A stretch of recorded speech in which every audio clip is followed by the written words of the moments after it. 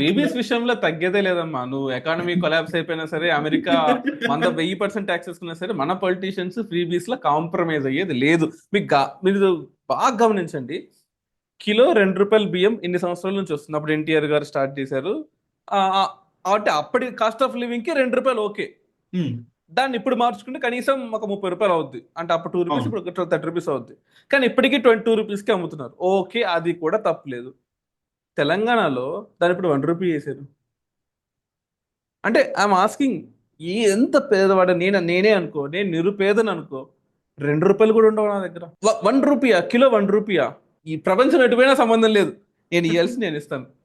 నా ప్రజలకు నేను ఇచ్చుకుంటాను. ఇది కాంగ్రెస్ గవర్నమెంట్ లోనే వస్తుంది జనరల్ గా. ఫ్రాంక్లీ అంటే ఆ గవర్నమెంట్ తప్పు ఉప్పు అని కాదు, ఉమ్. ఇది వస్తుంది. అంటే ప్రపంచం ఎటుపోయినా ట్రేడ్ ద్వారా, గ్లోబల్ ద్వారా ఏదైతే నాకేంది, నా ఫ్రీబీస్ నీకు వస్తేరా, నువ్వేం బాధపడద్దు, నీకు వస్తాయి. అప్పు ఎందుకంటే చాలా తెచ్చైనా మంది నీకు ఫ్రీబీస్ భయపడుతున్నారు. ఇస్తాను. అప్పు తెచ్చైనా నీకు ఫ్రీబీస్ ఆ ఇస్తాను. నువ్వు ఇక్కడ అది వరి అది అవ్వాల్సిన అవసరం లేదు.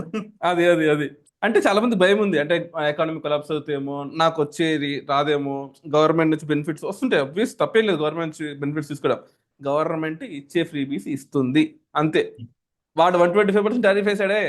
ఇండియాలో కూడా కావాలంటే 120% ట్యాక్స్ వేస్తాం మేము కావాలంటే.